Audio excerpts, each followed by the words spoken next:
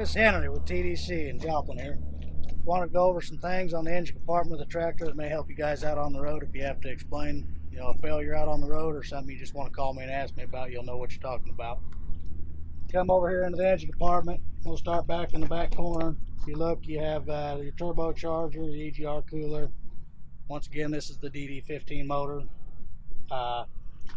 Whenever you open your hood in the first thing in the morning, you're wanting to check your engine out, you go ahead and start looking at some of your coolant lines.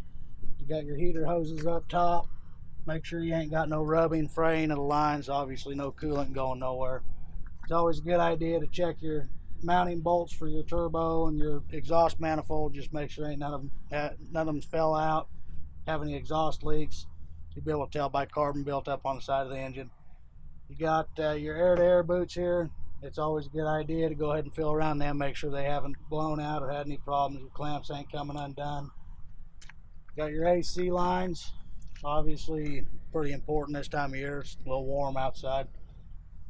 Once again, you want to make sure they're not rubbing, causing any problems. It's going to cause them to burst. AC compressor. It's always a good idea to keep an eye on it. Make sure you don't have any freon that may be coming out of it, causing it to lose charge or for your AC not working.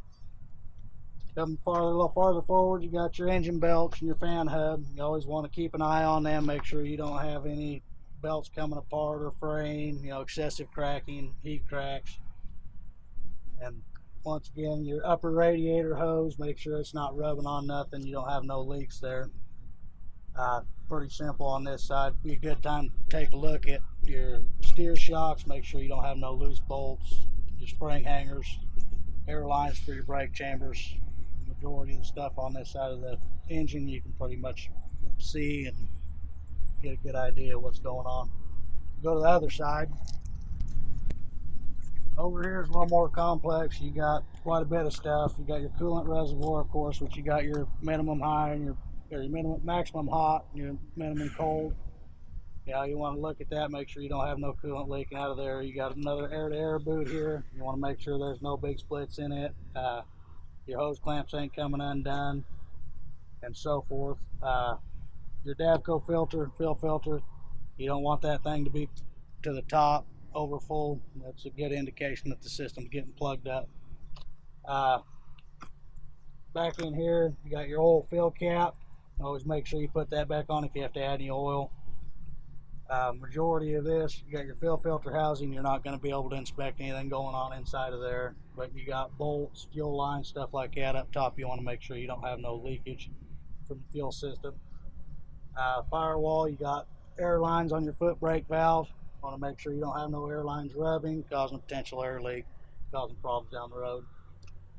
On the manual transmission, you got a clutch master cylinder up here, and it's got a minimum and a maximum level on it. You always want to make sure that's got fluid in it. Of course, if you don't have fluid, then you're not going to have a clutch. Your oil, of course, everybody checks oil on their trucks, of course. You want to make sure you're doing it properly. To get an accurate reading on your oil on these trucks, they say they want you to let it sit for 20 minutes before you check your oil on it. You look at the dipstick, it's got a crosshatch in there, and that's 1 gallon of oil. I don't recommend adding anything to it until you're on the lower half of that, 3 quarts or so. Don't let it run out, of course, but you want to check that daily. Best thing to do is first thing in the morning when you're checking your tires when the truck's cold. That way there's no guesswork on it if it's sat long enough. Steer shocks, you got your steering shaft here. You want to grab a hold of it, make sure there's no excessive movement in it. You got your pitman arm, your drag link. You just want to inspect all that and make sure the bolts are not rusting around them, an indication of it being loose. Once again, your brake chamber hoses and power steering lines.